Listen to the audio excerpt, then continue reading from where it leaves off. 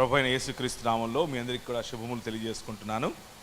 ఈ చివరి వర్తమానం మనము ముందుగానే అనగా మొదటి దినమున మొదటి వర్తమానంలో నేను మీకు ఇచ్చినటువంటి బేస్ లేకపోతే పునాది వచనం, ఆ వచనమును జ్ఞాపకం చేస్తున్నాను. మేము ప్రకటించని యేసు, మీరు పొందని ఆత్మ, మరియు మేము పరిచయం చేయని సువార్త. ఈ మూడిట్లో దేనిని ఎవడు ప్రకటించినా అలాంటి వారిని కూడా మీరు ఆదరిస్తే ఇక మీ కర్మ అన్నట్లుగా చెప్పినటువంటి మాట. ఈ సాయంకాల సమయంలో ప్రభువైన యేసుక్రీస్తు యొక్క ఆయన ఇచ్చినటువంటి రక్షణను జ్ఞాపకం చేసుకుంటూ, ఆ రక్షణ సువార్త, మనం నమ్ముతున్నటువంటి రక్షణ సువార్తలో వస్తున్నటువంటి వక్రీకరణలు, ఆ వక్రీకరణలను ఏ విధంగా, లేకపోతే బైబిల్ గ్రంథం చెప్పేటటువంటి సరైనటువంటి సువార్త సమాచారం ఏమిటి అన్న విషయాన్ని మీ ముందు ఉంచుతాను. ఇప్పుడు 9 గంటలు అయింది. కరెక్ట్గా 10 గంటలకు వదిలేస్తాను, మీరు మీ ఇళ్ళకి వెళ్ళిపోదురు. కానీ ఆ 1 గంట నాకే ఇవ్వండి, ఎక్కడికి ఇవ్వకండి, ఎవరికి ఇవ్వకండి. మీరు మీ వంట, మీ పంట, మీ సంబంధాలు, మీ వాట్సాప్ ఇవన్నీ ఉంటాయి, నేను కాదనను, వాటన్నిటినీ కూడా చేయండి. కానీ ఈ 1 గంట వాటి నుంచి కొంచెం పక్కకు వచ్చి దేవుని వాక్యాన్ని మాత్రమే వినటానికి కొంచెం సమయాన్ని కేంద్రీకరించండి, ఏర్పాటు చేయండి. దానివల్ల మనందరికీ కూడా ఉపయోగం అవుతుంది. ప్రభువైన యేసుక్రీస్తు చేసినటువంటి నిబంధన నిత్య నిబంధన. ప్రభువైన యేసుక్రీస్తు మానవులతో మరియు మానవులను తన తండ్రి అయినటువంటి దేవునితో ఐక్యపరచడానికి చేస్తున్నటువంటి నిబంధన నిత్య నిబంధన. దీన్ని బెరిత్ ఒలాం అని పిలిచారు. బెరిత్ ఒలాం, బెరిత్ ఒలాం అనంటే నిత్య నిబంధన. దేవుడు మనుష్యులతో చేసినటువంటి నిబంధన కూడా నిత్య నిబంధనే. మీకు గుర్తు చేయటం కోసం కొంతమంది చెబుతున్నటువంటి విశ్వాస ప్రమాణ ఆధారంగా మానవ చరిత్రను కొన్ని సమయాలలో విభజిస్తూ, అది పాత నిబంధన, అది పాత కాలంలో దేవుడు చేసినటువంటి నిబంధన, ఇప్పుడు క్రొత్త నిబంధన, క్రొత్త కాలంలో దేవుడు చేసిన నిబంధన అంటూ డైసెక్ట్ చేస్తూ మనకు చెప్తూ ఉంటారు. కానీ దేవుని వాక్యము ఏం చెబుతోంది, దేవుని వాక్యము మనతో ఎలా మాట్లాడుతోంది అన్న విషయాన్ని ముందు ఉంచుతాను. మానవుడు దేవుని చేత కలుగు చేయబడ్డాడు. మీరు, నేను, మనమందరం దేవుని స్వరూపము, దేవుని పోలిక చొప్పున చేయబడినటువంటి మానవ సమాజం. ఆయన మనల్ని చూస్తే ఈ ప్రపంచంలో ఉన్నటువంటి సుభిక్షత కనిపించాలి. కారణం ఏమిటి అని అంటే, ఆయన మనల్ని ఏలమన్నాడు, ఆయన మనల్ని పరిపాలించమన్నాడు, ఆయన మనల్ని భూమిని నిండించమన్నాడు, ఆయన మనల్ని దానిపైన రాజ్యం చేయమన్నాడు, అభివృద్ధి చెందమన్నాడు. కనుక ఆయన మనల్ని చూసినప్పుడు, ఆయన నిర్మించినటువంటి ఈ దేవాలయం, ఆయన నిర్మించినటువంటి ఆయన నివాస స్థలం అయినటువంటి భూమి ఆకాశముల కలయిక అనేటటువంటి ఏదేను తోట, భూమి ఆకాశముల కలయిక అనేటటువంటి ఏదేను తోట మనకు చెప్పేటటువంటి, లేకపోతే మనం వింటున్నటువంటి ఈ సమాచారంలో అనేక సార్లు గ్నాస్టిసిజం కనిపిస్తుంది. ఎందుకు అనంటే, పరలోకం అక్కడెక్కడో దూరంగా ఉంది, మనం ఇక్కడెక్కడో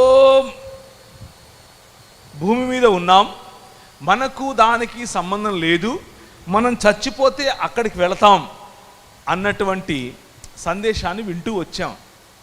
కానీ అది 1840కి ముందు అలా లేదు. జీడిఎం సంఘాలు స్థాపించే సమయంలో అలా లేదు. 1790 మొదలుకొని ఈ ప్రాంతాల్లో జీడిఎం సంఘాలు, జీడిఎం నాయకులు మనకు వేసినటువంటి పునాది అది కాదు. మనకు వేసిన పునాది ఈ ప్రపంచాన్ని విడిచి ఎక్కడికో వెళ్ళటం కాదు. మనకు వేసిన పునాది అక్కడెక్కడో దేవుడు ఉన్నాడు, అక్కడికి మనం వెళ్ళాలి అనేది కాదు. మనకు వేసిన పునాది ఏమిటి అనేది మనం చూద్దాం. కానీ ప్రభు అయిన యేసుక్రీస్తు చెప్పినటువంటి మాటల్లో బెరిత్ ఓలాం, the eternal covenant of God, దేవుడు చేసినటువంటి నిత్య నిబంధనను మనం అర్థం చేసుకునే ప్రయత్నం చేద్దాం. ప్రభువు మనలను ఈ భూమి ఆకాశముల యొక్క కలయికను, మానవుడు మరియు దేవుడు కలిసేటటువంటి, మానవుడు మరియు దేవుడు ఏకమయ్యేటటువంటి ఒక మందిర నిర్మాణం చేశాడు, ఒక ఆలయ నిర్మాణం చేశాడు. చింతావారిపేటలో చింతావారి కుటుంబ సభ్యులందరూ అన్నదమ్ములే. వీరందరూ కలిసి వారిని రక్షించినటువంటి, వారిని విమోచించినటువంటి దేవుడి కొరకు ఒక ఆలయం కట్టుకున్నారు. అలాగే దేవుడు కూడా మీరు కట్టుకోవటానికి ముందే, మీ ఆలోచనకు ముందే ఆయన ఒక ఆలోచనను, ఒక విశ్వ ప్రణాళికను వేశాడు. ఆ ప్రణాళిక ఏమిటి అని అంటే, మనుష్యులతో పాటి ఆయన వసించటం, మనుష్యులతో ఆయన కాపురం ఉండటం. ఆ మనుష్యులతో కాపురం ఉండేటటువంటి ప్రాజెక్టునే ఆయన ఆదాము హవ్వల ద్వారా మొదలుపెట్టాడు.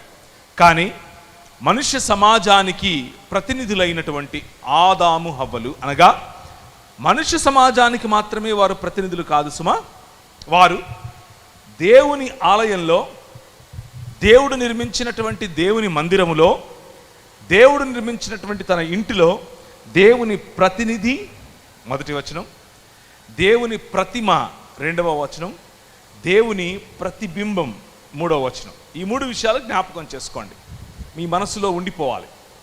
ప్రతినిధి, ప్రతిబింబం మరియు ప్రతిమ. మానవుడు ఏ విధంగా అయితే ఆలయ నిర్మాణం చేసి అందులో ఒక రాయి చేత, ఒక కర్ర చేత, ఒక మట్టితో, లేకపోతే వేరు వేరు పదార్థాలతో తనకు నచ్చినటువంటి ఒక ఆకారాన్నిచ్చి దానికి ప్రాణ ప్రతిష్ఠ చేస్తాడో, అది ఎక్కడి నుంచి నేర్చుకున్నాడు అనంటే, దేవుడు నిర్మించినటువంటి ఈ ఆలయం భూమి ఆకాశములు అనేటటువంటి తన నివాస స్థలములో నిన్ను, మనలను దేవుని ప్రతిమగా, దేవుని ప్రతిబింబంగా, దేవుని ప్రతినిధిగా ఆయన ఏర్పరచి మనకు ప్రాణ ప్రతిష్ఠ చేశాడు. ప్రాణ ప్రతిష్ఠ చేసి, నువ్వు దీన్ని, ఇందులో నువ్వు ఫలించు, నువ్వు అభివృద్ధి చెందు, నువ్వు విస్తరించు, నువ్వు భూమిని నిండించు మరియు దానిని ఏలు అని చెప్పాడు. ఇది ఆయన చేసినటువంటి ఆలయములో ప్రతిమ యొక్క ప్రతిష్ఠ. దానికి కరెక్ట్గా ఆపోజిట్గా చేయటమే విగ్రహారాధన. అంటే ఆయన చేసిన ఆలయము కాదని, మనుష్యుల యొక్క నిర్మాణం, సృష్టిలో ఉన్నటువంటి జంతు, పక్షి మరియు వస్తువుల యొక్క స్వరూపములో దేవుణ్ణి నిర్మించుకుని, మనుష్యులే దానికి ప్రాణప్రతిష్ఠ చేసి మమ్ముని ఏలు అని చెప్పుకోవటమే విగ్రహారాధన. అంటే కనులుండి చూడలేని, నోరుండి మాట్లాడలేని, చేతులుండి పనిచేయలేని, కాళ్ళుండి నడవలేని సమాజ నిర్మాణమే మనుష్యుల యొక్క ఆలోచన యొక్క ఫలితం.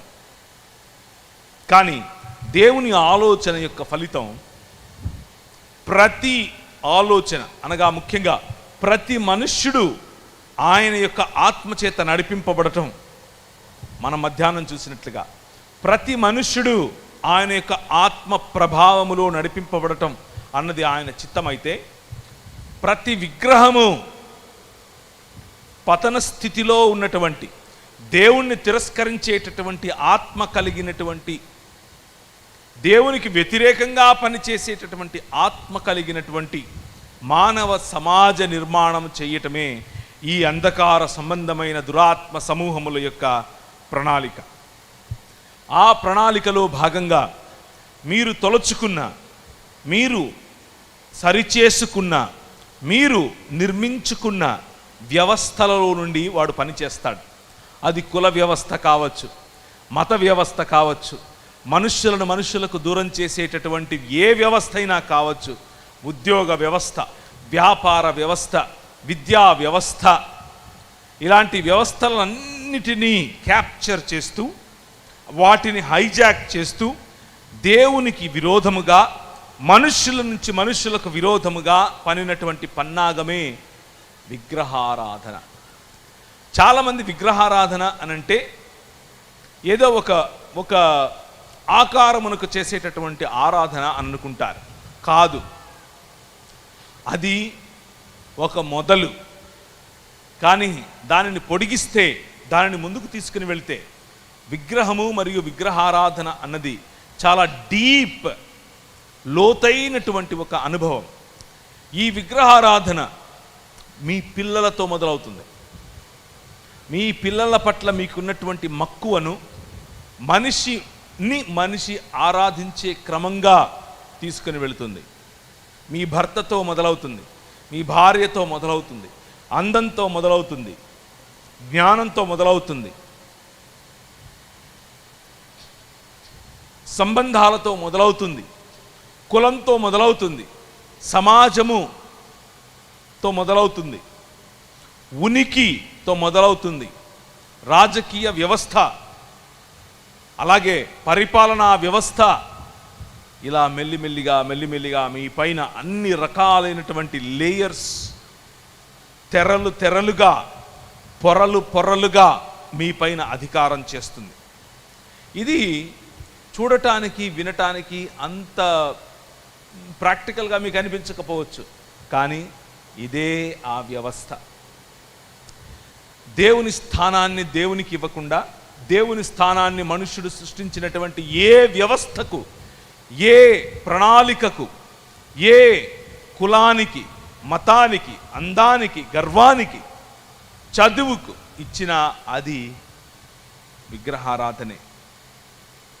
ఆ విగ్రహారాధన కారణం చేత మనము బెరిత్ ఒలాం నుంచి దూరమయ్యాం. దేవుడు చేసినటువంటి నిత్య నిబంధన ఏమిటి అనంటే, దూరమైనటువంటి మనుష్య సమాజాన్ని నేను తిరిగి నా వైపుకు తెచ్చుకుంటాను అని చెప్పటమే. దూరమైనటువంటి మనుష్య సమాజం, నన్ను విడిచిపెట్టిపోయినటువంటి మనుష్య సమాజం, అనాథలుగా ఉన్నటువంటి మనుష్య సమాజం, అంధకార సంబంధమైన దురాత్మ సమూహముల యొక్క క్లచెస్, వాటి యొక్క ఈ బంధకములలో ఉన్నటువంటి మనుష్య సమాజాన్ని నేను విడిచిపెట్టను, నేను తిరిగి నా వైపుకు తెచ్చుకుంటాను అని దేవుడు తీసుకున్నటువంటి నిర్ణయమే ఈ బెరిత్ ఒలాం. అది మనుష్యుడి చేత కాదు. ఎందుకు అనంటే, ఒక్కసారి దేవుణ్ణి తృణీకరించినటువంటి మనిషి, ఒక్కసారి దేవుణ్ణి తృణీకరించినటువంటి మనుష్య సమాజము దేవునికి మనిషికి మధ్య ఒక అగాధాన్ని ఏర్పరచుకున్నాడు. దేవుడు ఏమై ఉన్నాడో తెలిసినటువంటి మనిషి ఇప్పుడు దేవుణ్ణి తిరస్కరించడం ద్వారా ఆయన ఏమై ఉన్నాడో మర్చిపోయాడు. సృష్టిలో ఉన్నటువంటి జీవరాశులను తనకు దేవుడుగా చేసుకున్నాడు, తనపై అధికారిగా చేసుకున్నాడు. దాని కారణం చేత దేవుని గుణగణాలను మర్చిపోయాడు. కానీ ప్రభువు మనల్ని విడిచిపెట్టలేదు. కానీ దేవుడు మనల్ని విడిచిపెట్టలేదు. ఆయన అన్నాడు, తిరిగి నిన్ను నేను నా కుటుంబముగా చేసుకుంటాను, నా కుటుంబముగా చేసుకొని నేను వచ్చి మీ మధ్య నివాసం చేస్తాను. 66 పుస్తకాలు ఉన్నటువంటి బైబిల్ గ్రంథం యొక్క సారాంశము ఇదే. నేను వచ్చి మీ మధ్య నివాసం చేస్తాను. కానీ చాలాసార్లు క్రైస్తవ సమాజంలో ప్రకటింపబడేటటువంటి సువార్త ఇది కాదు. చాలాసార్లు క్రైస్తవ సమాజంలో ప్రకటింపబడుతున్నటువంటి సువార్త, ఈ ప్రపంచాన్ని నువ్వు వదిలి ఎక్కడికో వెళ్ళాలి. బైబిల్ ప్రకటిస్తున్నటువంటి సువార్త, నేను వచ్చి మీ మధ్య నివాసం చేస్తాను. ఈ రెండింటికి ఉన్నటువంటి తేడా. దీన్ని గమనిస్తే నేను ప్రకటించినటువంటి సువార్తను మీరు నమ్ముతున్నారా అన్నటువంటి మాటను మీరు గుర్తించిన వారవుతారు. కొంతమంది అంటారు, పరలోకం అన్నది అక్కడెక్కడో ఉన్నది, అందులోనికి వెళ్ళటానికి యేసుక్రీస్తు ప్రభు మీకోసం రక్తం కార్చాడు, ఆ రక్తంలో మీరు కడగబడ్డారు కాబట్టి యేసుక్రీస్తు ప్రభు భూమి ఆకాశములను సృజించటానికి ముందే కొందరిని ఆయన ఎన్నుకున్నాడు, కొందరిని ఆయన తన రక్తం చేత ప్రోక్షించాడు, కొందరిని ఆయన తన పరలోకములోనికి తీసుకుని వెళ్తాడు. మిగిలినటువంటి 90%, మిగిలినటువంటి 80%, అది ఎంత శాతమో వారికి తెలీదు, నాకు తెలీదు, అనేకులు నరకంలో పడిపోతారు అని బైబిల్ చెప్తోంది అని చెప్తారు. బైబిల్ ఎక్కడా ఇటువంటి సమాచారం ఇవ్వదు. ఇది వారి స్వంత కల్పన, ఇది వారు స్వయంగా నేర్పించుకున్నటువంటి, వారు స్వయంగా కూడగట్టుకున్నటువంటి వేరొక సువార్త. యోహాను సువార్త 3వ అధ్యాయం 16వ వచనం గట్టి చదువుతారు ఎవరైనా? గట్టిగా వినపడలేదు. దేవుడు లోకమును ఎంతో ప్రేమించెను కాగా ఆయన తన అద్వితీయ కుమారుడిగా పుట్టిన వాని యందు విశ్వాసముంచు ప్రతివాడును నశింపక నిత్య జీవము పొందినట్లు ఆయనను అనుగ్రహించెను. దేవుడు ప్రేమ మీద వర్కౌట్ చేస్తున్నాడు. తన కుమారుడిగా పంపించినటువంటి వాడి మీద విశ్వాసముంచి వారి కొరకు ఆయన వేచి చూస్తున్నాడు. విశ్వాసముంచటం నీ పని, కానీ వీరు చెప్పే సువార్త ఏమిటి అని అంటే, నువ్వు విశ్వాసం ఉంచాలా ఉంచకూడదా అన్నది కూడా దేవుడే నిర్ణయిస్తాడు. కొంతమంది చెప్పినట్లు శివుడాజ్ఞ లేనిదే చీమైనా కుట్టదు అన్నట్లు, యెహోవా ఆలోచించనిదే నువ్వు తన కుమారుడైనటువంటి యేసుక్రీస్తును నమ్మాలా నమ్మకూడదా, నీపైన నీకు ఆ అధికారం లేదు అని చెప్తారు. నువ్వు అలా నమ్మటానికి వీలుండలేదు అని చెబుతారు. ఇది దేవుని వాక్యమునకు విరుద్ధం. Choose today. నువ్వు ఎన్నుకో. యెహోషువ అన్నాడు, నా మట్టుకు నువ్వు నా కుటుంబమును ఏం చేస్తాం? యెహోవానే సేవిస్తాం. మీరేం చేస్తారో నాకు తెలీదు, నేను నా కుటుంబం యెహోవానే సేవిస్తాం. It's a choice given to you. నువ్వు ఎన్నుకోవాలి. నీ దగ్గర చాయిస్ లేదు, ఆయనే నిర్ణయించి పంపించాడు అని చెప్పేటటువంటి సువార్త, అది సువార్త కాదు, అది దుర్వార్త.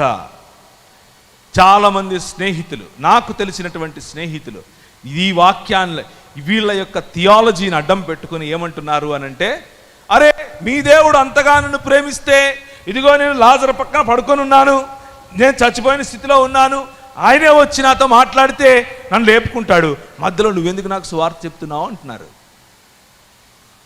ఆయన లేపుకుంటాడులే, మధ్యలో నువ్వెందుకు నాకు చెప్పేది అంటున్నాడు. నువ్వు చెప్పినా నేను వినను కదా.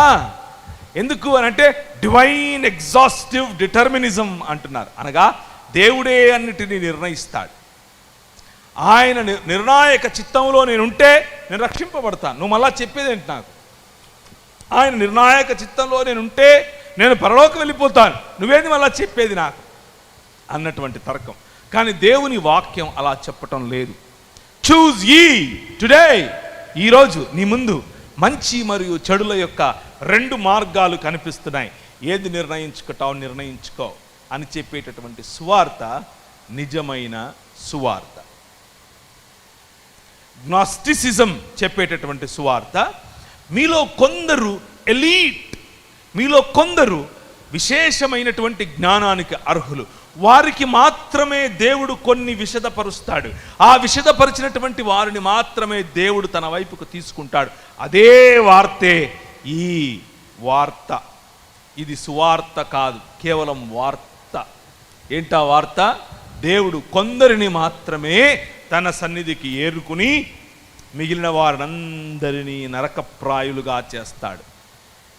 కానీ బెరిత్ ఒలాం, ప్రపంచములకు, సృష్టి యావత్తుకు, సకల మానవ సమాజానికి ఆయన చేసినటువంటి ప్రతిజ్ఞ అది కాదు. ఆయన చేసిన ప్రతిజ్ఞ ఏమిటి? నేను మిమ్మల్ని విడిచిపెట్టను. ఎప్పుడెప్పుడు చేశాడు?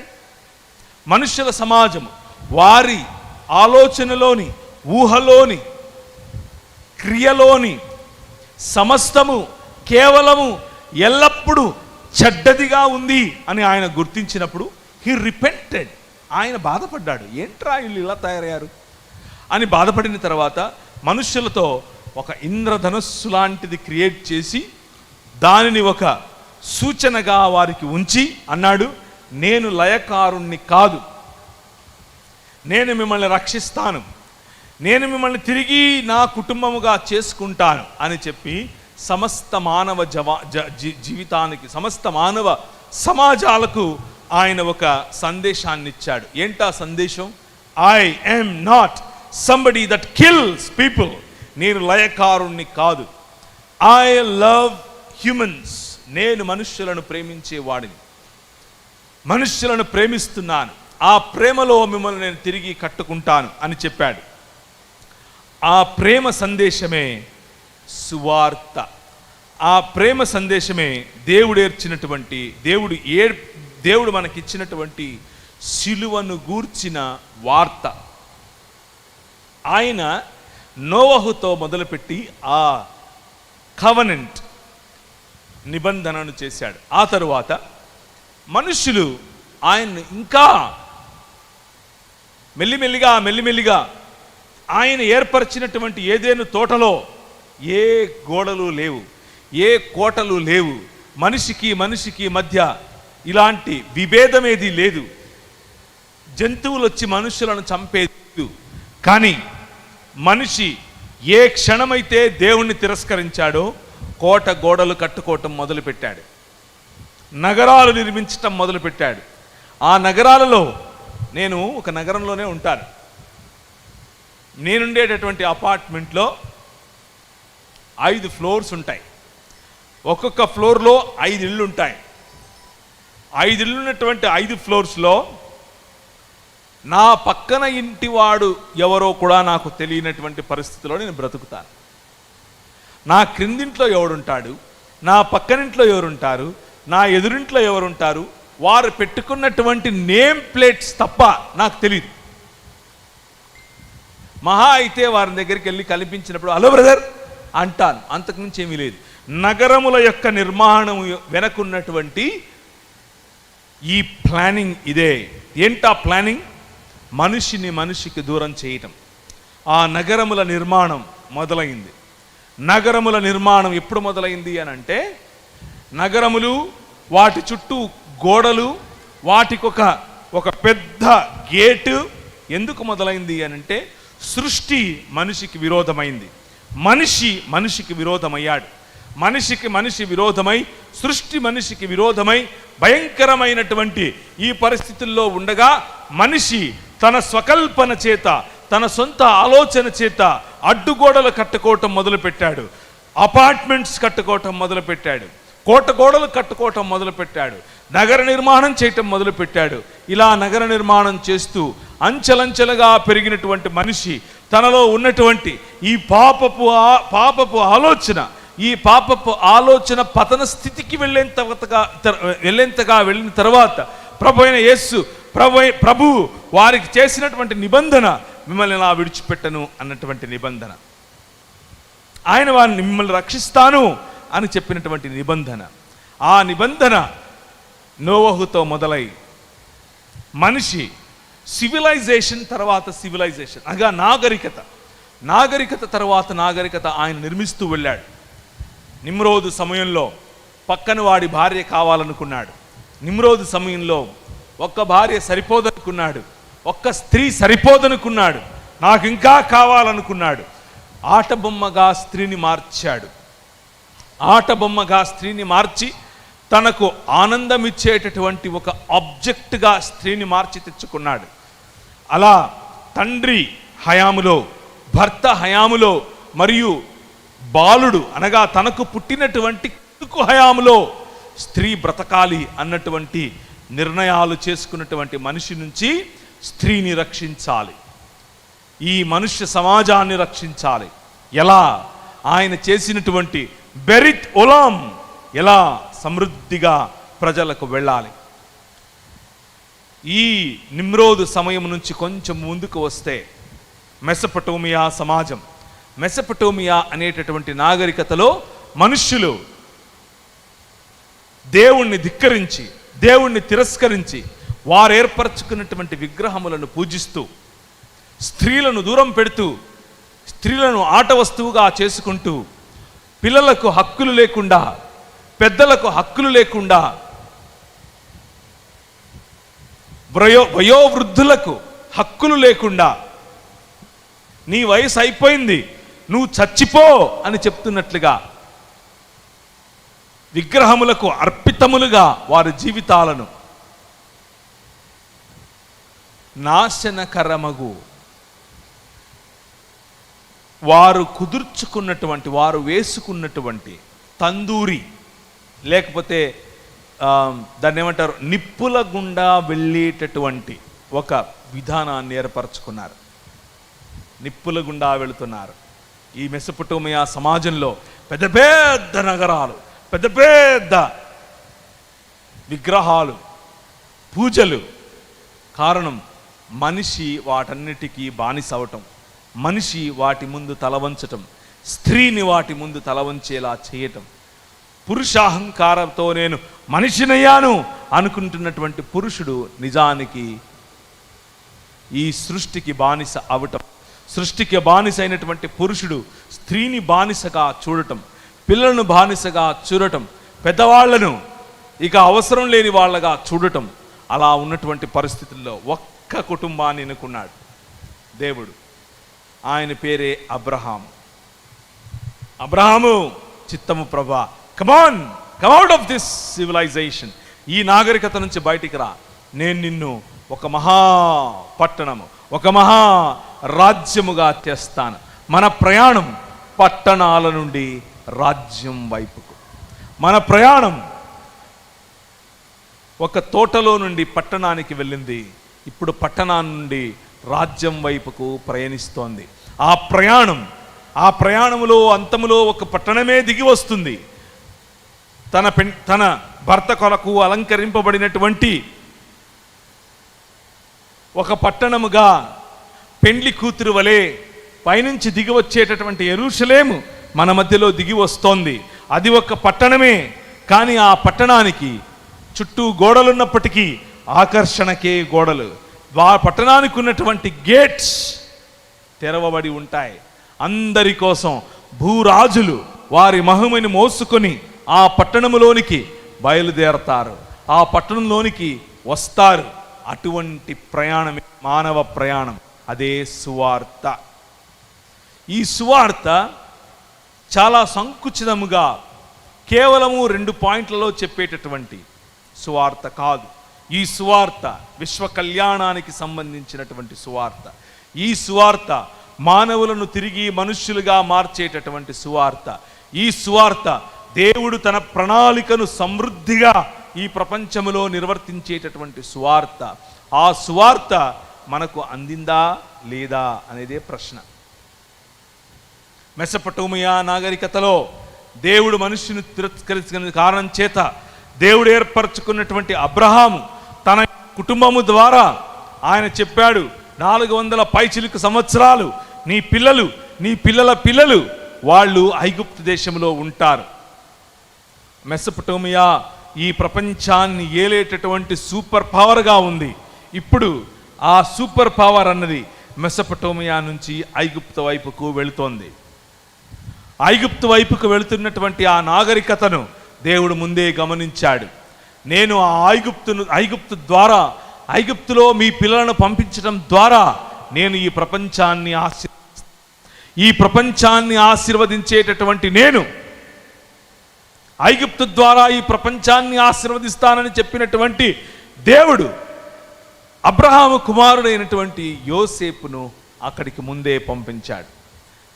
కరువు కాలములో మనకేదైనా భోజనము దొరుకుతుందా అన్నటువంటి ఆలోచనలో వెళ్ళినటువంటి ఇశ్రాయేలు పిల్లలు అక్కడ 400 పైచిలుకు సంవత్సరాలు అభివృద్ధి చెందారు, విస్తరించారు.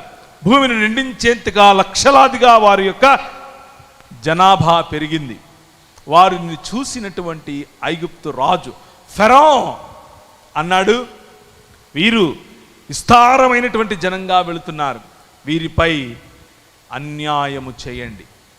అన్యాయం. సువార్త అన్యాయమునకు వ్యతిరేకముగా వచ్చినటువంటి వార్త. సువార్త మనుష్యుల యొక్క బాధ, మనుష్యుల యొక్క రోదన, మనుష్యుల యొక్క కష్టము, మనుష్యుని పైన మనుష్యుడు ఏర్పరుస్తున్నటువంటి సంకెళ్లను ఛేదించేటటువంటి వార్త సువార్త. ఆ సువార్తలో భాగంగా ప్రభు అన్నాడు, నేను విన్నాను, నేను ఉన్నాను అన్నాడు. మీ గతించిపోయిన సీఎం అన్నటువంటి మాటలు అనుకుండారు పొరపాటున. అది ఆయన ఇక్కడి నుంచే తీసుకున్నాడు. ఆయన సొంత మాటలు కాదు. నేనున్నాను, నేను విన్నాను. బైబిల్లో ఉన్న దేవుడు అన్నాడు, నేనున్నాను, I am the one that lives. ఉన్నవాడను అనువాడను నేను విన్నాను. ఏం విన్నాను? నీ ఆర్తనాదాలు విన్నాను అని చెప్పాడు. అలా ఆయన తన కనుదృష్టిని మెసొపొటేమియా సామ్రాజ్యం నుంచి ఐగుప్తు సామ్రాజ్యం వైపుకు తీసుకెళ్ళి వెళ్ళాడు. ఐగుప్తు సామ్రాజ్యం మనుష్యులను బానిసత్వంలోనికి నెట్టివేసేటటువంటి సామ్రాజ్యం, మనుష్యులను బానిసత్వంలో కృంగదీసేటటువంటి సామ్రాజ్యం. ఆ సామ్రాజ్యము కూరలను విరిచాడు, దానిని కొమ్ములను ఆయన విరగగొట్టాడు. గద్దరెక్కల మీద మోసుకొని వచ్చినట్లుగా తన పిల్లలను మోసుకొని వచ్చాడు. ఇంకొక రాజ్యాన్ని స్థాపించాడు. ఆ రాజ్యము పేరు ఇశ్రాయేలు. ఇశ్రాయేలు, వినుము, నీ భాగ్యం ఎంత గొప్పది. యెహోవాయే రక్షణగా గల నీ భాగ్యం ఎంత గొప్పది. అన్యజనులు ఈ ముందు నీతో ఏకీభవించినట్లు వాళ్ళు నాటకాలు చేస్తారు, వేషాలేస్తారు, కానీ వారి ఉన్నత స్థలములను తొక్కుతావు అని చెప్పాడు. సువార్త దేనికి అనంటే నిన్ను విడిపించి ఈ ప్రపంచంలో తలగా ఉంచటానికి, అన్యజనుల మార్గములను త్రొక్కటానికి, అన్యజనుల ఆలోచనలను త్రొక్కటానికి, అన్యజనుల విధానములను త్రొక్కటానికి. అందుకే నిన్ను పిలిచాడు. కానీ నువ్వు లేదండి. ఈ రోజుల్లో క్రైస్తవ సమాజాన్ని చూస్తే అది ఒక డోర్ మ్యాట్ లాంటిది. డోర్ మ్యాట్ తెలుసా? లోపలికి వెళ్తానికి ముందు కాళ్ళు ఇలా తుడుచుకుని వెళ్తారు.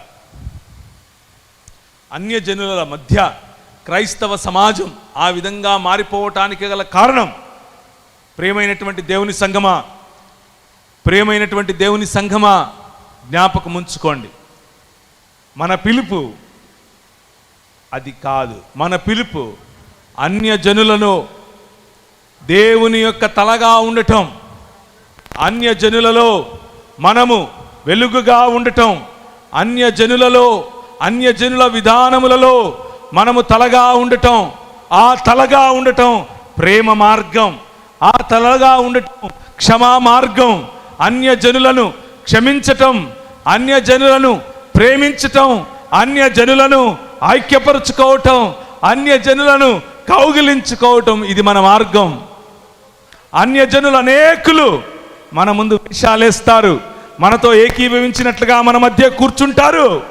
కానీ మన పిలుపు అన్యజనులను, వారి ఆలోచనలను, వారి పద్ధతులను, వారు దేవుణ్ణి వ్యతిరేకించేటటువంటి పద్ధతులను తొక్కాలి. అది మన పిలుపు. అందుకోసం మనం పిలువబడ్డాం. నీ సువార్త కేవలము నువ్వు చచ్చిపోతే ఎక్కడికి వెళ్తావు అనేది కాదు. నీ సువార్త ఈ ప్రపంచాన్ని, ఈ మనుష్య సమాజాన్ని, ఈ ప్రజలను ప్రేమించే సువార్త. ఈ ప్రజలను దేవుడు ఏర్పరచుకున్నటువంటి బెరిత్ ఉలాంగా ఏర్పరిచే సువార్త. ఈ సువార్త రక్షింపబడుచున్న వారికి దేవుడిచ్చేటటువంటి సువాసన, కానీ నశించిపోవచ్చున్న వారికి ఒక శవవార్త.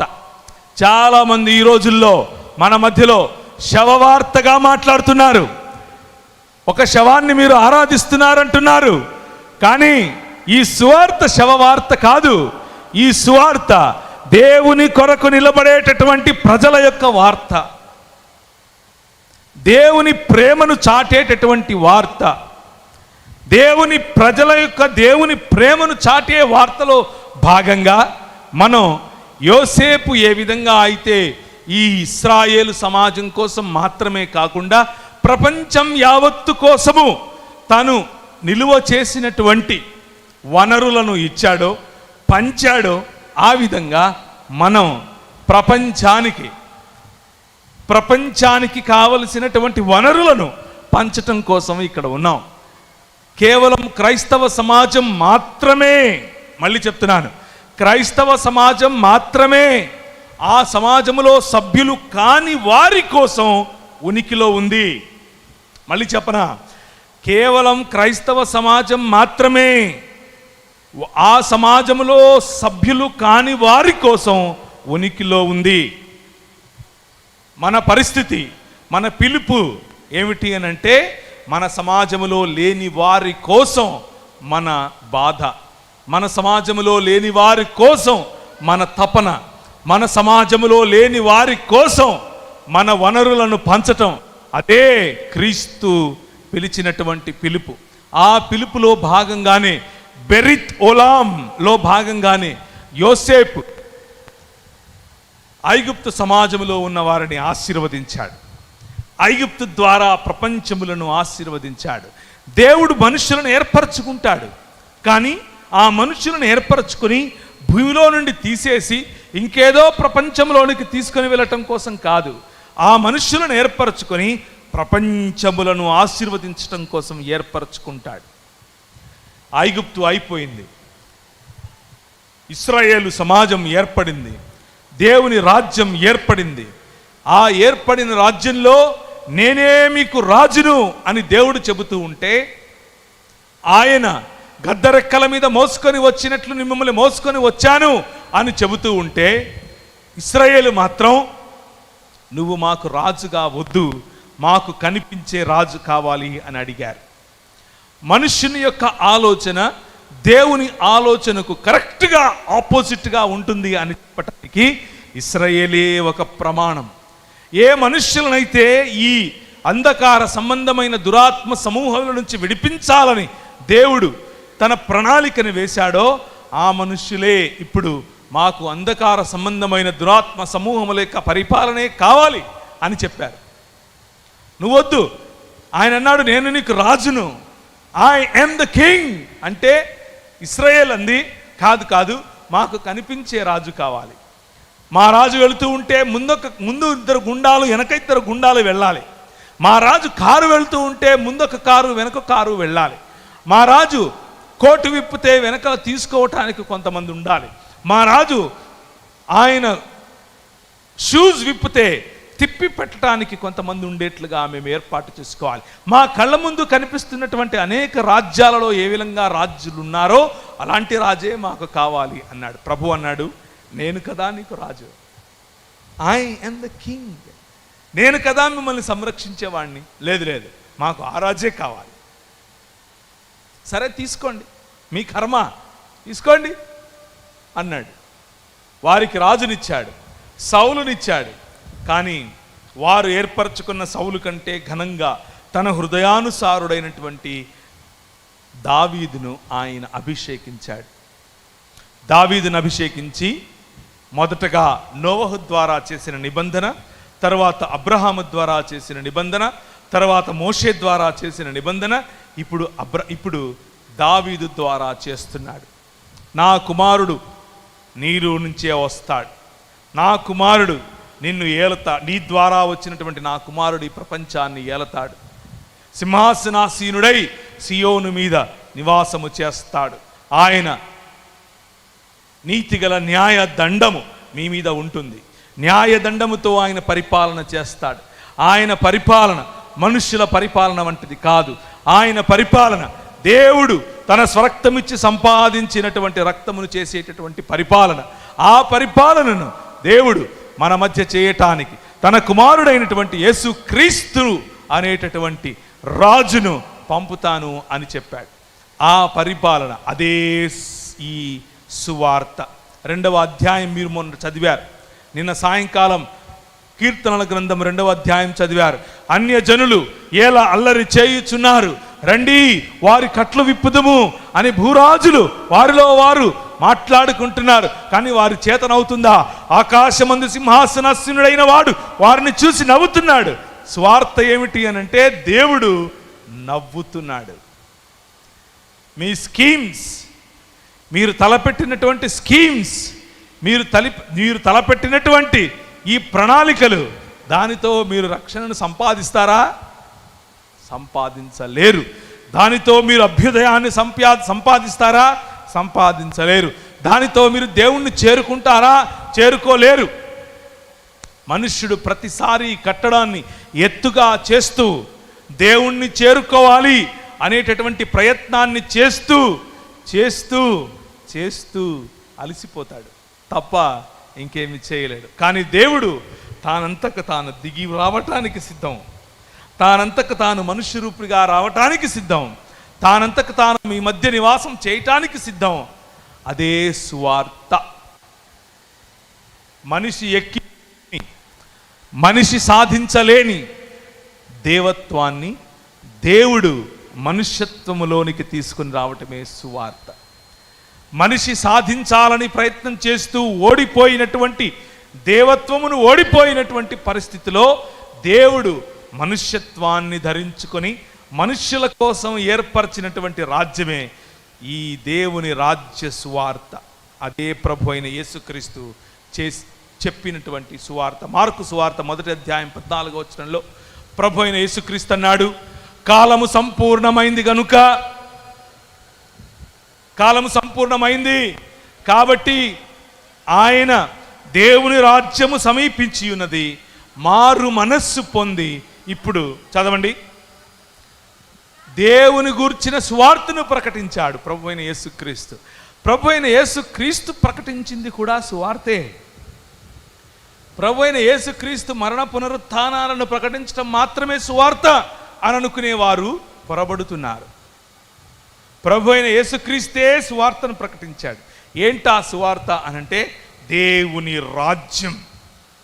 దేవుని రాజ్యం మన మధ్య వెలగటం, దేవుడే రాజుగా మనపై పరిపాలన చేయటం, అదే దేవుని రాజ్య సువార్త. ఆ రాజ్య సువార్తను మన ప్రజలు, మన పితరులు కొన్ని వందల సంవత్సరాల క్రితం నల్లట్ట పుస్తకం అని చెప్తున్నారు. ఆ నల్లట్ట పుస్తకాన్ని మోసుకొని మన మధ్యకు వచ్చారు, మన మధ్యకు వచ్చి దాన్ని ప్రకటించారు. ఆ నల్లట్ట పుస్తకం ఏం చేసింది ఏంటని ఆలోచిస్తే, ఆ నల్లట్ట పుస్తకం మన మధ్యలో ఏర్పరచినటువంటి ప్రజలను ఇక్కడ చనిపోతే ఇంకెక్కడికో వెళతారు అని చెప్పేందుకు మాత్రమే కాదు, కానీ ఈ ప్రపంచములను దేవుని నివాస యోగ్య స్థలముగా చేయటం కోసం ఆయన చేసినటువంటి ఒక ప్రణాళిక. ఆ ప్రణాళికలో భాగంగా 1799లో మొదలైనటువంటి ఈ ఉద్యమం, విశ్వ మానవ ఉద్యమం ఈ తెలుగు రాష్ట్రాల్లో మొదలైంది. మొట్టమొదటిసారిగా విశాఖపట్నం, కాకినాడ ప్రాంతాల్లో, తీర ప్రాంతాల్లో ఆ రోజు వచ్చినటువంటి ఓడలు ఆగినటువంటి ప్రదేశాల్లో నుంచి మొదలైంది. 1799లో బ్యాప్టిస్ట్ మిషనరీలు, 1799లో వచ్చినటువంటి SPCK మిషనరీలు, 1799లో మొదలైనటువంటి కలకత్తా మొదలుకొని ఈ కాకినాడ ప్రాంతం వరకు వచ్చినటువంటి మిషనరీలు భారతదేశంలో క్రీస్తు యొక్క రాజ్య స్థాపన కొరకు మాట్లాడటం మొదలుపెట్టారు. నువ్వు చస్తే ఎక్కడికి పోతావు, నువ్వు చస్తే ఎక్కడికి పోతావు కాదు, అది కాదు వారు ప్రకటించినటువంటి సువార్త. వారు ప్రకటించిన సువార్త దేవుడు నివాస యోగ్యముగా ఉండేటటువంటి సమాజముగా నువ్వు మారాలి. తెలుగు ప్రజలు దేవుడి నివాస యోగ్యమైనటువంటి ప్రజలుగా మారాలి. తెలుగు మాట్లాడేటటువంటి ప్రజలలో ఉన్నటువంటి వ్యత్యాసాలు పోవాలి, కులం పోవాలి, స్త్రీ పట్ల వివక్ష పోవాలి, అందరికీ చదువు రావాలి, ప్రతి ఒక్కరికి వైద్యం అందాలి. ఇది సువార్త. ఆ సువార్తను ప్రకటించడం కోసం 1799లో మొదలైనటువంటి ఆ ఉద్యమం మెల్లిమెల్లిగా ఇంతింతాయి. దానియేలు ఒకానొక సమయంలో ప్రవక్తగా ఉన్నటువంటి దానియేలు చూసినటువంటి ఒక నిదర్శనం, ఆయన చూసినటువంటి ఒక కళ, ఒక దర్శనం. ఆ దర్శనంలో ప్రభు అయిన యేసుక్రీస్తు ఆయనకు ఒక పెద్ద విగ్రహమును చూపించాడు, ఒక పెద్ద ప్రతిమను చూపించాడు. తల బంగారముగా ఉంది, భుజములు వెండిగా ఉన్నాయి, ఉదర భాగము అది ఇత్తడితో ఉంది, కాళ్ళు ఇనుముతో ఉంది, పాదములు ఇనుము మరియు మట్టి కలిసినటువంటిదిగా ఉంది. ఇనుము మరియు మట్టి కలిసినటువంటి సమాజము, ఒకరితో ఒకరు పొత్తు కలిసినట్లుగా ఉంటూనే, మనమందరము బంధువులము అంటూనే మన మధ్యలో చిచ్చు పెట్టినటువంటి సమాజం. నువ్వు దళితుడివి, నువ్వు మాలవు, నువ్వు మాదిగవు, నువ్వు బొడగము, నువ్వు జంగము, నువ్వు ఫలానా, నువ్వు అది, నువ్వు వనవాసివి అంటూ వెలివేసినటువంటి సమాజం. కానీ ఏ చేతి సహాయము లేకుండా తీయబడినటువంటి రాయి ఇంతింతై మహాపర్వతం అవుతుంది. ఆ మహాపర్వతమైన రాయి ఒక్కసారి వచ్చి కాకినాడ, విశాఖపట్నం ఈ తీర ప్రాంతాల్లో పడితే ప్రజల మధ్యలో ఉన్నటువంటి వ్యత్యాసాలు, ప్రజల మధ్యలో వారు కట్టుకున్నటువంటి కులం, వారు కుట్టుకున్నటువంటి మతం, వారు ఏర్పరచుకున్నటువంటి వ్యత్యాసం, వారు ఏర్పరచుకున్నటువంటి నువ్వు స్త్రీవి నేను పురుషుని అన్నటువంటి వ్యత్యాసం పటాపంచలైపోయింది. ఏ చేతి సహాయము లేకుండా తీయబడినటువంటి ఈ రాయి ఇంతింతై మహాపర్వతమై ఈ ప్రాంతంలో సువార్తనాదముగా పడితే సమాజం ఒకటైంది, సమాజం ఐక్యపరచబడింది, చదువుకోవడం మొదలుపెట్టారు. నాకు విడుదనిచ్చినటువంటి ప్రియమైనటువంటి మీ సంఘ పెద్దలు వారు అన్నారు, వారి కొడుకు ఇప్పుడు మిషిగన్లో ఉంటారట, వారి పిల్లలు ఏజీ బిఎస్సి ఒకరు, అలాగే పెద్ద పెద్ద చదువుల్లో చదువుకున్నటువంటి వారు. ఎలా సాధ్యం ఇది? ఒరేయ్ నాగిగా, ఒరేయ్ ఎల్లిగా, ఒరేయ్ మల్లిగా, నువ్వు పెంట కుప్పల్లో ఉండాలి, నువ్వు అక్కడే ఉండు అని చెప్పిన సమాజంలో తలమానికముగా, మణిమకుటముగా ప్రజలను తీర్చిదిద్దేటటువంటి ఈ ఆలోచన ఎక్కడి నుంచి పుట్టింది? 66 పుస్తకాలు ఉన్నటువంటి నీ చేతిలో ఉన్నటువంటి బైబిల్ గ్రంథం ఒకసారి అయితే చూపిస్తారా? సువార్త. నువ్వు చచ్చిపోతే పరలోకం పోతావా, నువ్వు చచ్చిపోతే పరలోకం పోతావా? That is not the gospel. అది కాదు మీ జీవితాలకు వెలుగు, మీ జీవితాలకు పునర్నిర్మాణం, స్త్రీకి గౌరవం, స్త్రీకి బట్టలు వేసుకునే అధికారం. నేను ఎక్కడి గురించో మాట్లాడట్లేదు, మీ గురించే మాట్లాడుతున్నాను. ఈ తీర ప్రాంతాల్లో కాకినాడ, విశాఖపట్నం, అలాగే పైకి వెళితే ఒడిస్సా, కిందికి వెళితే బందరు ప్రాంతం, ఒంగోలు వరకు స్త్రీలు బట్టలు వేసుకోవటానికి, పై వస్త్రం వేసుకోవటానికి అధికారం ఉండేది కాదు. ఇప్పుడు చూడండి, చక్కగా సీతాకోక చిలకల్లాగా మంచి మంచి చీరలు కట్టుకొని మంచి మంచి బ్లౌజులు వేసుకుని వచ్చారు. కారణం ఏంటంటారు? ఒకసారి మీ బైబిల్ ఎత్తి చూపిస్తారా? This is the reason. ఇది కారణం. ఈ బైబిల్ కారణం చేత మీరు మాత్రమే కాదు, మీ చుట్టుపక్కల ఉన్న వాళ్ళందరూ చీరలు కట్టుకుంటున్నారు, మీ చుట్టుపక్కల వారందరూ జాకెట్లు వేసుకుంటున్నారు, గౌరవప్రదమైనటువంటి జీవన విధానాన్ని జీవిస్తున్నారు. కారణం ఏంటంటారు? సువార్త.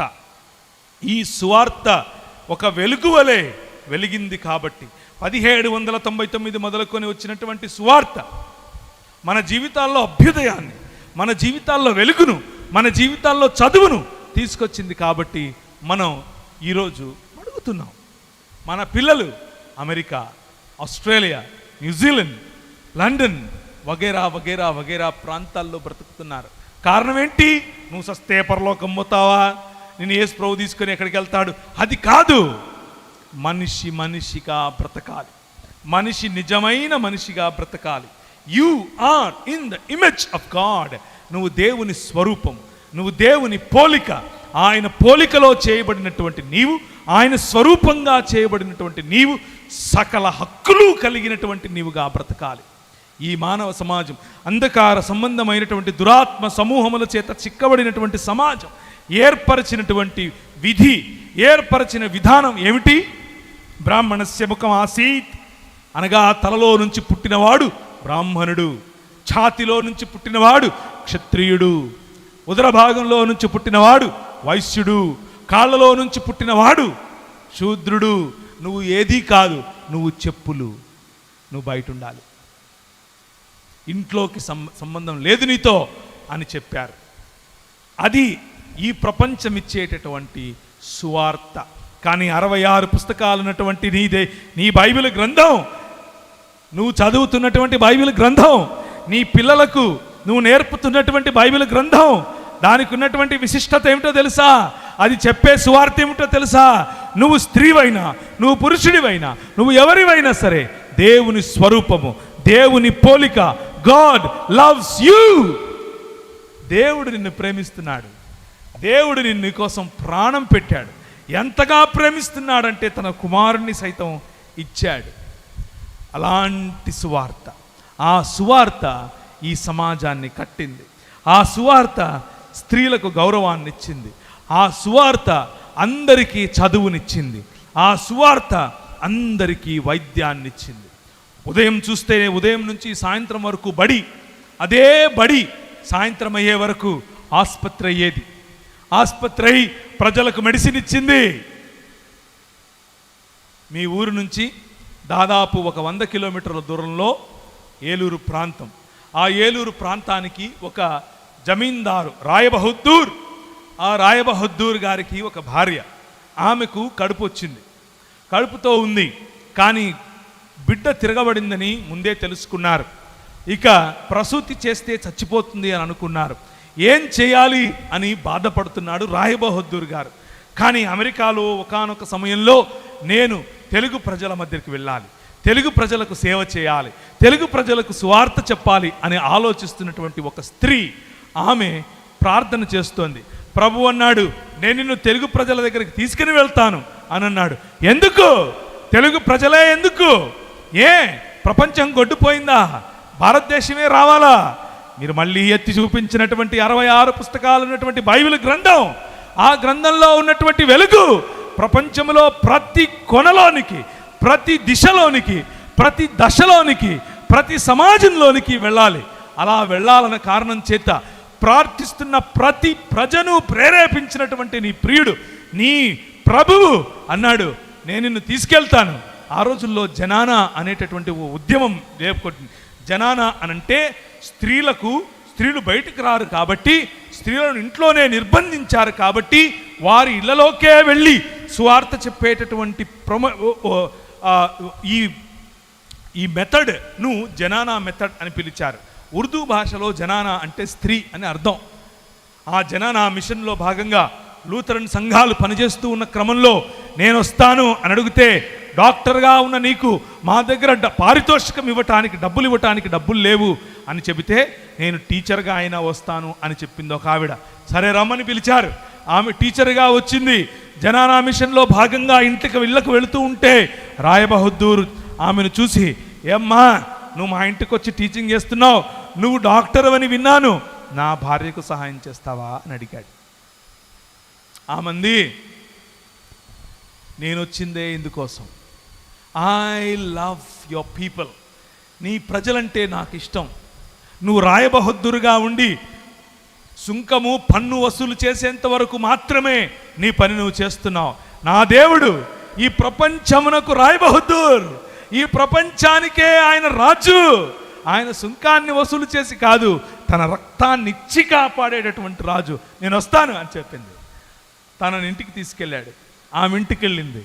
ఆ ప్రసూతిలో, లేకపోతే తన భార్య పడుతున్నటువంటి బాధలో ఆమె మందులు ఇచ్చింది, ఆమె సహాయం చేసింది. సహాయం చేస్తూ ప్రతిరోజు సాయంకాలం వెనుకొస్తూ ఉంటే ఆమె ధరించుకున్నటువంటి తెల్లటి వస్త్రాలు ఇంటికి వెళ్ళగానే పచ్చగా అయిపోతున్నాయి, పసుపచ్చగా మారిపోతున్నాయి. వెనక భాగం అంతా పసుపచ్చగా అవుతుంది. ఏంటబ్బా ఇది? ప్రతిరోజు నేనేమో బాగా వాష్ చేసుకుని మంచిగా దాన్ని శుభ్రపరచుకుని వెళ్తున్నాను. ఒక డాక్టర్గా ఎనికొచ్చిన వెంటనే నేను వేసుకున్న డ్రెస్సు ఎందుకు పసుపచ్చగా మారుతుంది అని చూస్తే, మ్లేచ్ఛ జాతికి చెందిన స్త్రీ నా ఇంటికి వచ్చింది అని పసుపు నీళ్లు చల్లారు మన సాంస్కృతిక అభ్యుదయవాదులు. ఇది మనకు నేర్పిన సువార్త. కానీ తన దేశం కాదు, తన ప్రజలు కాదు, తన భాష కాదు, తన ప్రాంతం కాదు, కానీ ప్రజలను ప్రేమించటానికి తన ప్రభువు ఇచ్చినటువంటి ఒకే ఒక చైతన్య మార్గం, ప్రజలను ప్రేమించటానికి తన ప్రభువు ఇచ్చినటువంటి ఒకే ఒక రక్షణ మార్గం, ప్రేమ మార్గం. ఆ మార్గాన్ని ఎంచుకున్నటువంటి యానీ కుగ్లర్ గారు ఈ ప్రాంతానికి వచ్చి తెలుగు ప్రజలను ప్రేమించి, ఆమె ఇంటికి వెళ్ళేటప్పుడు పసుపు నీళ్లు చల్లినా అది అవమానంగా తీసుకోకుండా ప్రజలను అక్కునకు చేర్చుకున్నటువంటి వార్త సువార్త. ఇది సువార్త. ఈరోజు దురదృష్టకరంగా చాలా బాధతో నేను ఈ మాట చెప్తున్నాను. సువార్త సేవకులమును చెప్పుకునేటటువంటి వారు యూట్యూబుల్లో వాడు అరుస్తున్నాడా, నేను డబల్గా అరుస్తాను. వాడు కొడతాడా, నేను డబల్గా కొడతాను. ఆడు బూతులు ఆడుతున్నాడా, నాకంటే ఎక్కువ బూతులు వాడు ఆడగలడా అని చూపించేటటువంటి పోటీతత్వం మనకు కనిపిస్తుంది. అది కాదు సువార్త. సువార్త ప్రేమ, సువార్త మనిషిని ప్రేమించటం, సువార్త మనిషికి కావలసిన అవసరతను తీర్చటం. ఒకసారి అందరూ లేచి నిలబడతారా? చాలాసేపు కూర్చున్నారు. మీకు విషయం తెలుసో తెలీదో కానీ 1 గంట 5 నిమిషాలు అయిపోయింది మీరు కూర్చొని. కాబట్టి ఇంకొక 15 నిమిషాలు మాట్లాడటానికి ముందు పైకి నిలబెట్టాను. పరలోకమందున్న మా తండ్రి అనేటటువంటి ప్రార్థన నాతో పాటు చెప్పండి. 1 2 3. పరలోకమందున్న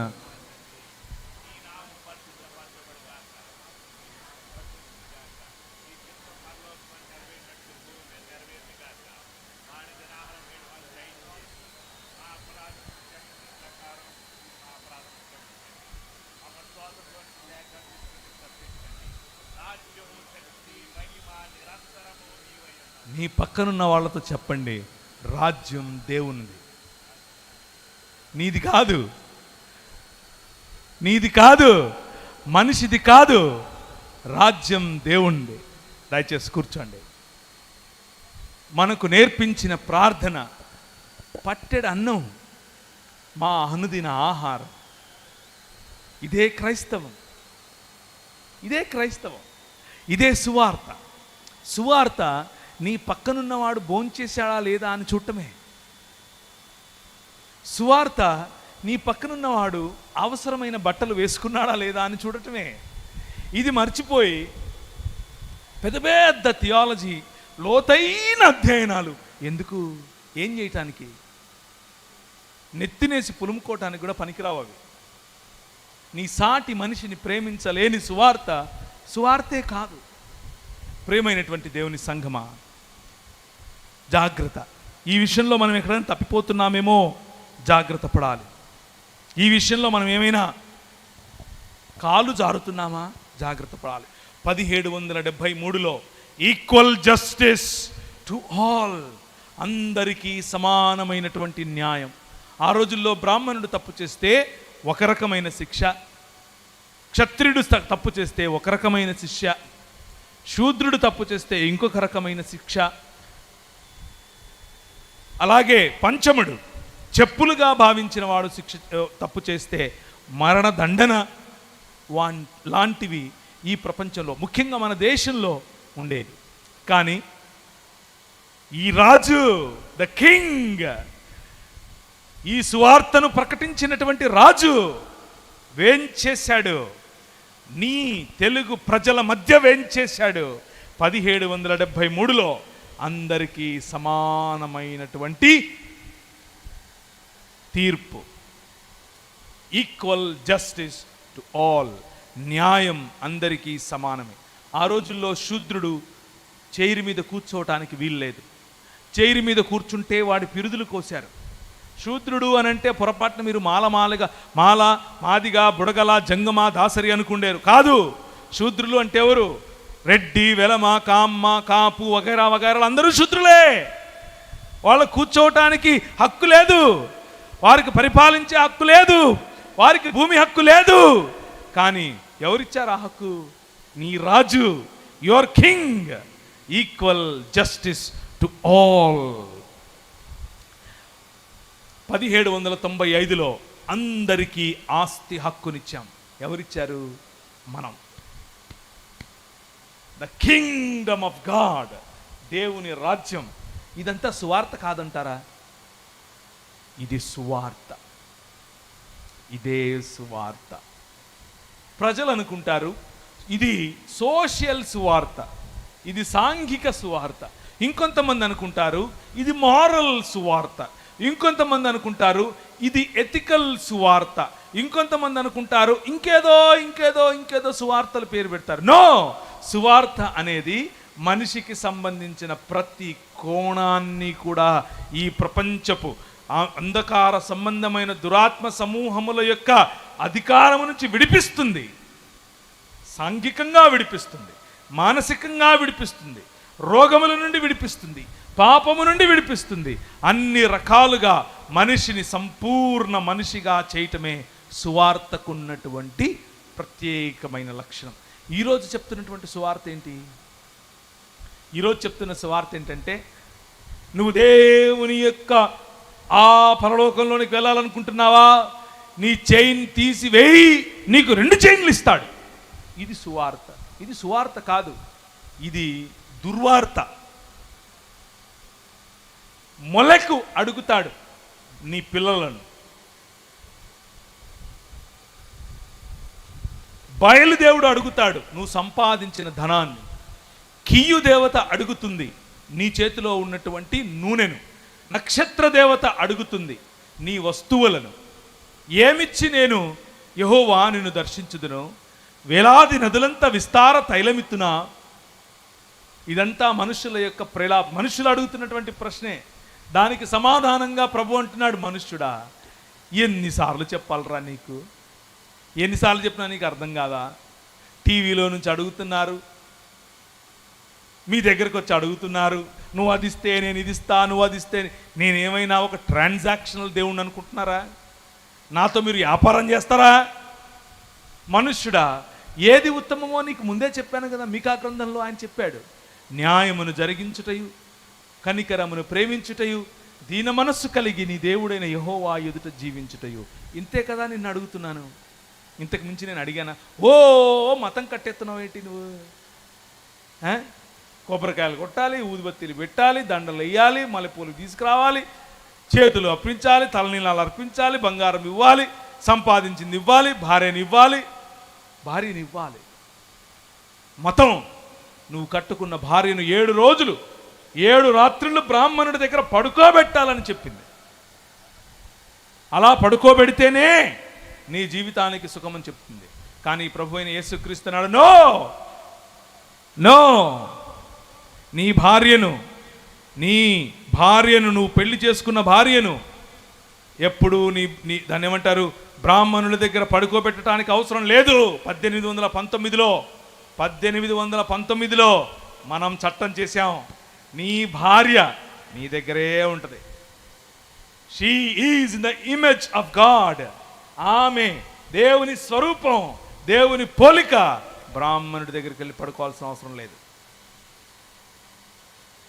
ఈ కృణ్వంతో విశ్వమార్యం అన్నటువంటి ఒక శ్లోకం, దాని అర్థం ఏమిటంటే, ఈ ప్రపంచాన్ని ఆర్యీకరణ చేయాలి అన్నటువంటి దిశగా వెళుతున్నటువంటి ఈ బ్రాహ్మణిజం ప్రపంచంలో అందరినీ వారి యొక్క DNA ప్రకారం కనాలి అని చెప్పి వారు ఏర్పరచుకున్నటువంటి ఆ కాన్స్టిట్యూషన్, వారు ఏర్పరచుకున్నటువంటి ఆ చట్టాన్ని తిరగరాసింది ఎవరు? దేవుని రాజ్యం. ఇంతై మహాపర్వతమై ఈ ప్రపంచంలో ఉన్నటువంటి సిస్టమ్స్ని తుత్తునీయులుగా పడగొట్టినటువంటి దేవుని రాజ్యం ఈ తీర ప్రాంతాలకు వచ్చింది.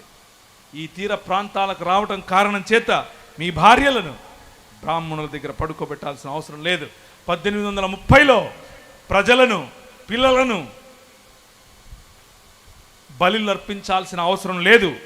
1833లో పిల్లలను బలులు అర్పించాల్సిన అవసరం లేదు. అదొక చట్టం.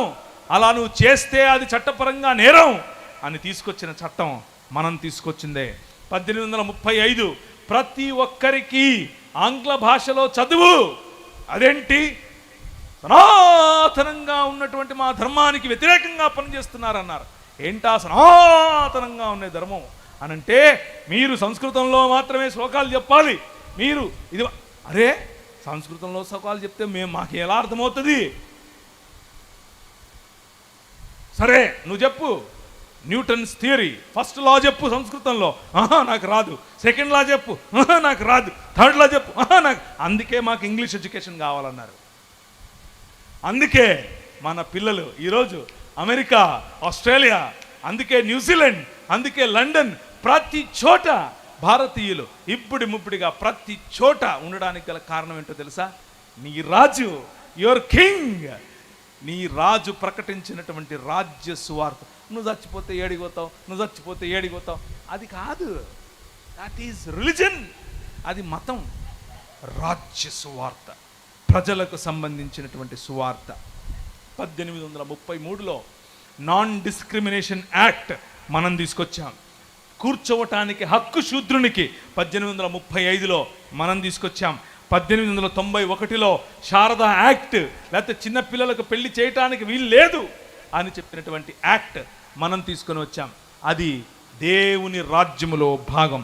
1891, 1913లో రైట్ టు ఎడ్యుకేషన్, 1913లో slavery abolishment act, breast tax. Breast tax ఎంతమంది విన్నారు? చేయబెట్టండి.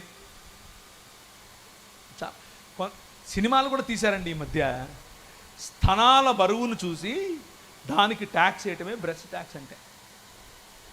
స్త్రీగా ఉన్న నువ్వు పై వస్త్రం వేసుకోవటానికి వీలు లేదు అని చెప్పిన సమాజం ఈ సమాజం. స్త్రీగా ఉన్న నువ్వు, నీ స్తనాలు బరువుగా ఉన్నాయి అని అంటే దాని అర్థం ఏంటి? మీ ఆయన బాగా సంపాదిస్తున్నాడు కాబట్టి నువ్వు ట్యాక్స్ కట్టు అని చెప్పారు. ఇంత దరిద్రమైనటువంటి సమాజంలో ప్రభువైన యేసు క్రీస్తు నీ రాజు, ఏ చేతి సహాయము లేకుండా తీయబడినటువంటి రాయి, ఇంతింతై మహాపర్వతమై స్వార్థ రూపములో ఈ ప్రతిమ ఏదైతే బంగారము, వెండి మరియు ఇత్తడి, అలాగే ఇనుము మరియు మట్టి కలిసినటువంటి సామ్రాజ్యములుగా ఉన్నాయో వాటి మీద పడింది, తుత్తనీయులుగా వాటిని చేసింది, మిమ్మల్ని సంరక్షించింది. అందే you are in the image of God. నువ్వు దేవుని స్వరూపం, నువ్వు దేవుని పోలిక.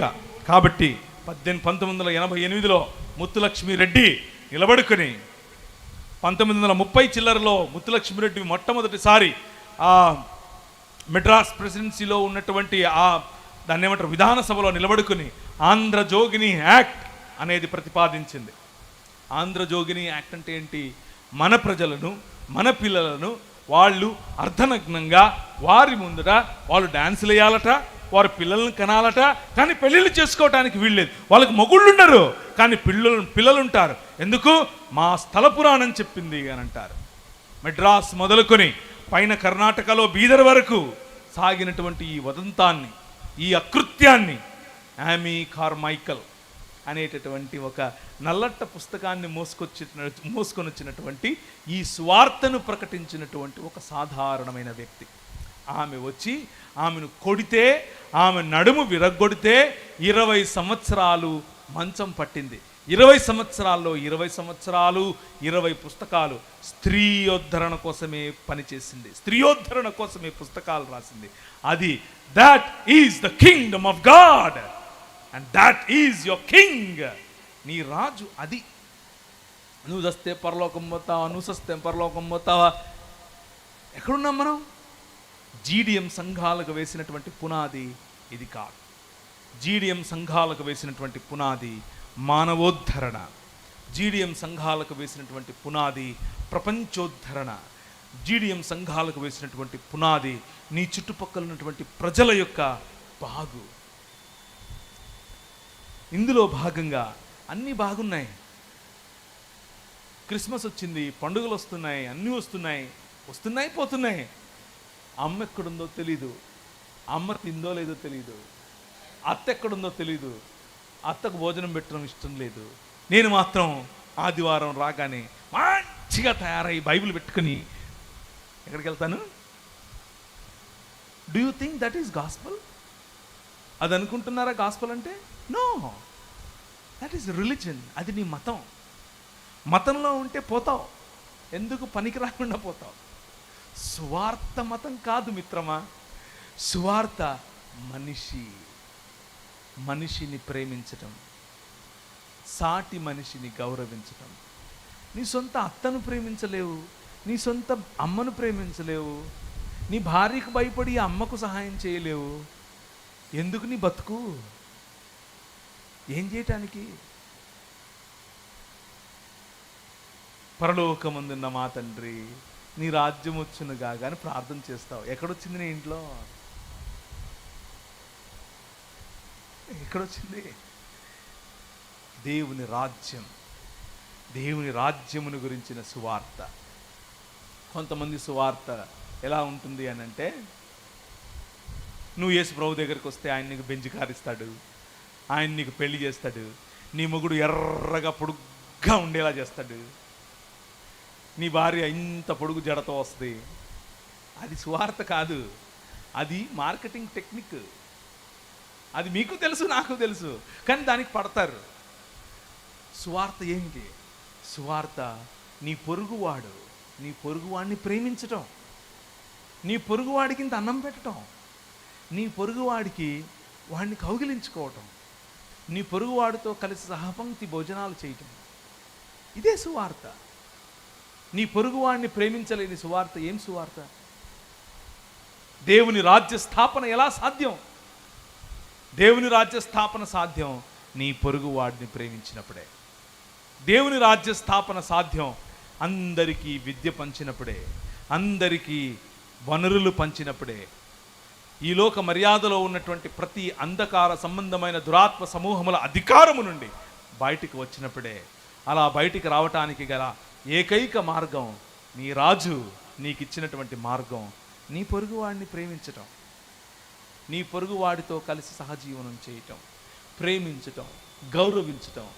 అందరికీ సమానమైనటువంటి జీవన విధానం, అందరికీ సమానమైనటువంటి హక్కులు, అందరికీ సమానమైనటువంటి ఆస్తి, అందరికీ సమానమైనటువంటి విద్య, అందరికీ సమానమైనటువంటి వైద్యం, వగేరా వగేరా వగేరా. ఇదే కదా సువార్త. ఇది సోషల్ సువార్త కాదు, ఇదే బైబిల్ సువార్త. ఆఖరిగా ముగించడానికి ముందు ఒక్కసారి యెషయా గ్రంథం 61 చదివి ముగిస్తాను. యెషయా గ్రంథం 61వ అధ్యాయం. ఒకరోజు ప్రభు అయిన యేసు క్రీస్తు తన వాడుక చొప్పున ఒక సమాజ మందిరానికి వెళ్ళాడు. సమాజ మందిరానికి వెళితే ఆయన చేతికి ఒక యెషయా గ్రంథపు చుట్టనిచ్చారు. ఆయన తీసి చదువుతున్నాడు. ఇది లూకా సువార్త 4వ అధ్యాయంలో మీరు చూడొచ్చు. ఏం చదువుతున్నాడు అంటే ఇప్పుడు చదవండి. 61వ అధ్యాయం యెషయా గ్రంథం. ప్రభువగు యెహోవా ఆత్మ నా మీద ఉన్నది, దీనులకు సువర్తమానమును ప్రకటించుటకును యెహోవా నన్ను అభిషేకించెను, నలిగిన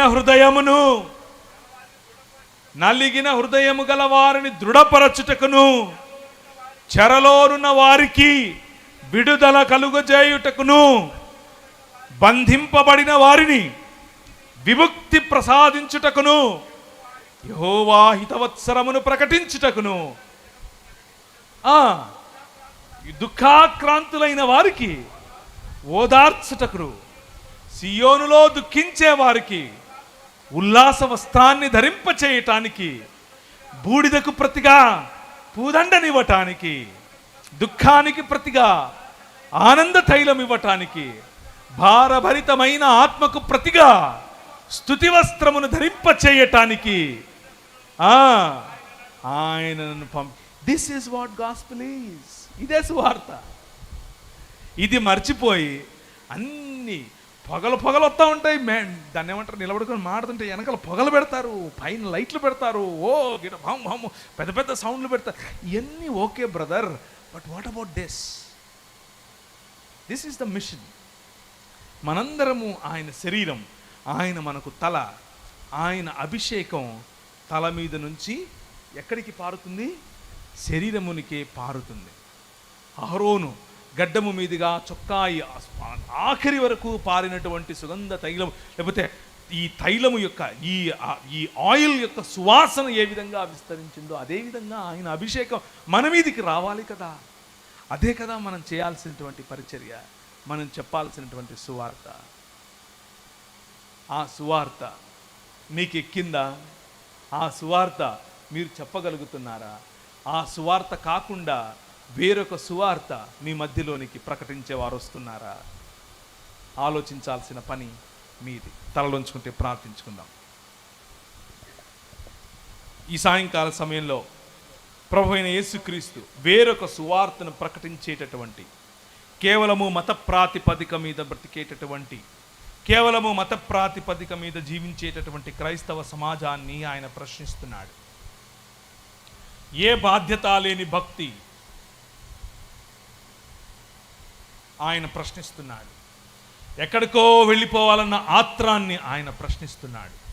నూతన సమాజము, నూతన సృష్టిగా మారుస్తున్నటువంటి ఈ ప్రపంచమును, నూతన సృష్టిగా మారుస్తున్నటువంటి ఈ ప్రపంచములో నీ భాగస్వామ్యాన్ని ఆయన ప్రశ్నిస్తున్నాడు.